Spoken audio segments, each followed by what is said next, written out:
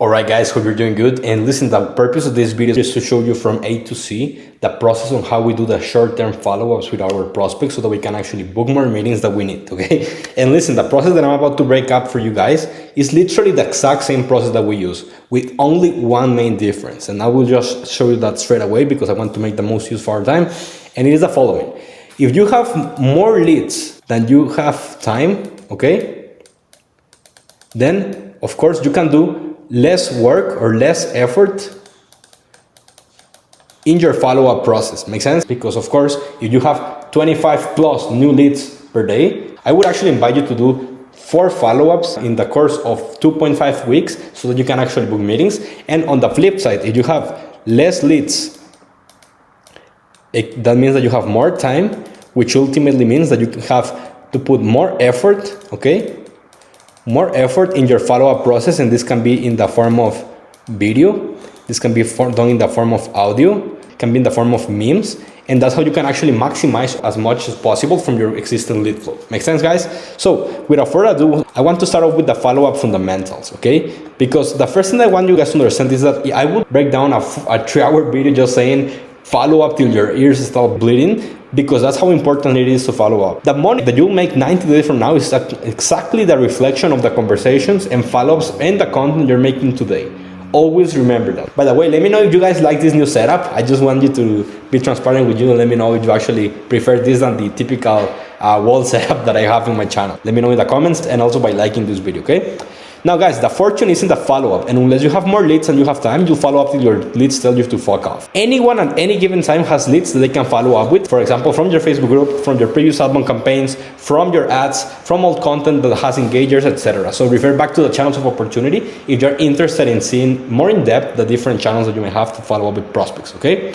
Now, when it comes to deciding your follow-up cadence, messaging, and process, I would like to distill the difference between short-term follow-ups, which are leads that are recently added to your CRM, and long-term follow-ups. And these are people who were in your CRM or that you already had conversations with in the past, but they didn't close, so that you can actually always be going through a lowest hanging fruit, okay? So guys, for the short-term follow-ups, once you add someone to the CRM, you're going to do follow-up with for approximately 2.5 weeks, okay? The short-term follow-ups are going to be, realistically speaking, your bread and butter every day as an appointment setter. And the ratio looks something like this, 3-to-1. What this means is that where every 200 DMs that you send on a daily basis, 150 will be follow-ups and 50 will be new conversations with new/fresh new leads. Make sense? And for every single one of you, most of your day should be either booking appointments or taking appointments. Now, the actual amount of follow-ups that you'll do per lead in this initial short-term follow-up sequence is going to depend on your short-term capacity and in your team's capacity, as well as your overall lead flow/audience.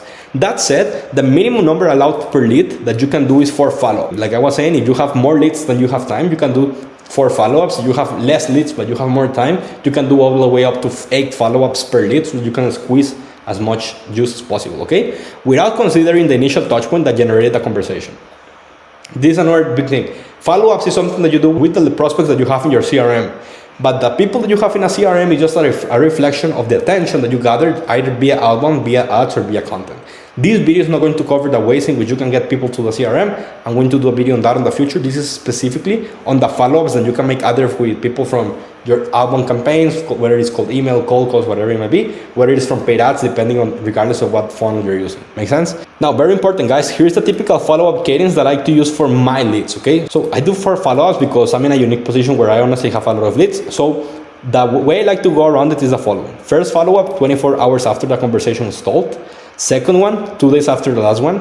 Third one, 3 days after the last one. And the fourth one, 1 week after the last one. And like I was mentioning, I have an above average amount of leads from my different traffic sources. And if you don't have that many leads for now, you want to squeeze as much use as possible from the ones that you currently have by sending videos, memes, voice notes, whatever it might be, to maximize the reply rate and book more meetings. Make sense? So just as an example for you to visualize how this would look like, it's very, very simple, guys. You basically generate the attention, okay? And whether it's by ads, whether it's by content, whether it's outbound, whatever it might be, this makes you add people to the CRM, okay? From your CRM, you're simply going to start deciding the follow-ups cadence that you're going to have. This is what we covered in this part in here, okay? So yeah, the first touch point, which is not a follow-up, but is the first touch point, is going to be day 0. And what you're going to do 24 hours, the conversation start is do the second follow-up. And this is going to be, again, 24 hours. The third follow-up is going to be sorry, a second follow-up, which is, let's say, the third touch point, is going to be 2 days after this one, the previous one, and so on and so forth. Hopefully you get my point. It's just that at the beginning, I like to have a front-loaded follow-up cadence that allows me not only to make sure that the leads at the beginning have the most touch points so that I can guarantee more appointments, but it also allows me to be omnipresent. So one of the best ways I actually book calls is with people who join my Facebook group, okay? So what I like to do is people who join my Facebook group at the beginning, I like to send them a message on Facebook, but I also ask them, hey, what's your Instagram handle? So I can also follow up on Instagram, maybe even on LinkedIn. I get their email so I can actually send them emails too. So essentially, at the beginning, there is very front-loaded, but that allows me to move the needle as fast as possible. Make sense? So that's short-term follow-ups. I want to talk now about the long-term follow-ups, guys, because these long-term follow-ups is something that I like to schedule 2 hours per week so that I can actually do this. And this is when for people who have more than 2.5 weeks of being in the CRM, and people who I do reoffers and no-shows. I like to think that about the long-term follow-ups as farming, especially because the more time goes by after you had conversations with prospects, the more likely they've been nurtured by your content, your emails, your videos, etc. So ironically, most entrepreneurs usually neglect their hottest leads, aka their oldest leads. Okay, so these are actually the ones that you are generally speaking when to book the most calls with. Make sense? And what I like to do is schedule 2 hours per week where I dedicate 1.5 hours to follow up with my oldest leads from personal channels or my Facebook group, maybe follow up with no-shows and people who didn't buy from 4 to 6 months ago so that I can again do a reoffer to them or get them on a phone again. Make sense? And the other 30 minutes I usually dedicate to reoffers with leads from the previous week. Alright, so this is essentially the 2 types of follow-ups that we actually use on a daily basis to book meetings. This document that I just went over, by the way, you can get by joining my free Facebook group. If you like this video, liked it, subscribe to the channel and go ahead and check the link in the description if you want to know what working together will look like. That said, guys, if this is the only piece of interaction I will be happy to have served, let me know by actually liking the video, leaving a comment down below. Let me know also if you like this new setup. If you like it, I will just continue making videos from this office, and if not, no worries, I will just return to my good old wall. We're soon about to hit the 1,000 subscribers, so I really genuinely appreciate you for watching my content, for watching my videos. And once we get to 1K subscribers, I will actually be using my microphone. So yeah, guys, so super excited to just get to 1K subscribers using Loom and my iPhone, okay? So see you guys in the next one, and speak soon. Bye.